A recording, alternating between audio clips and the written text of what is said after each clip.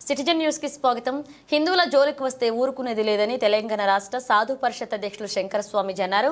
తిరుమల లడ్డూ విషయమై సోమవారం వికారాబాద్, అనంతగిరి జిల్లా విశ్వ హిందూ పరిషత్ ఆధ్వర్యంలో నిరసన ర్యాలీ కార్యక్రమాన్ని నిర్వహించారు. ఈ సందర్భంగా శంకర స్వామీజీ మాట్లాడుతూ లడ్డూ కల్తీ చేసిన దోషులను వెంటనే శిక్షించాలని, దేవాలయాల నుండి అన్య మతానికి చెందిన ఉద్యోగస్తులను వెంటనే తొలగించాలని, తెలంగాణలో కూడా దేవాలయాల ప్రసాదాలను పరిరక్షించాలన్నారు.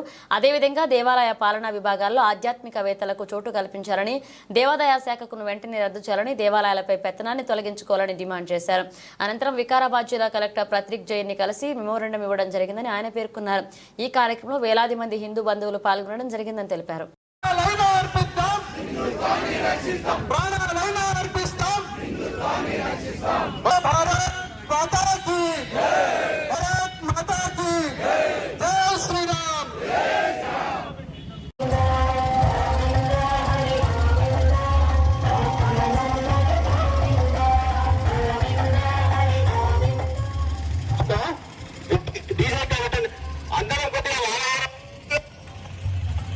మందిరంలో హిందువులను ఏ విధంగా అనగదొక్కాలని ప్రతి నిమిషం వారు ఆలోచిస్తుంటే మన వాళ్ళని మనం మెలకలేకపోతున్నాం.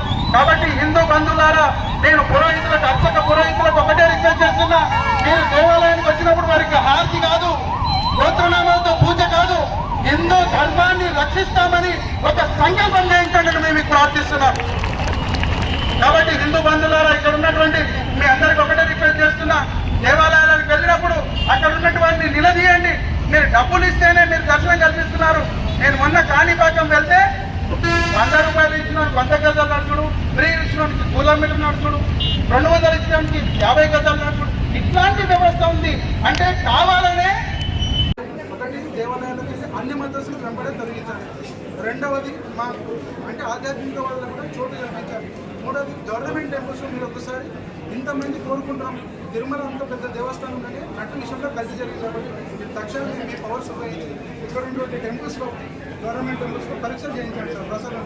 ఇది మా డిమాండ్ సార్. ఇంకోటి ఎండోమెంట్ డిపార్ట్మెంట్ని ఖచ్చితంగా రద్దు చేసే విధంగా మేము మీకు తరఫున రిప్రజెంటేషన్ ఇస్తాం. ఎందుకంటే దేవాలయాలు సార్ అన్ని మతస్థులకు కోర్టు లేవు, మేము వెయిట్ చేస్తున్నాం.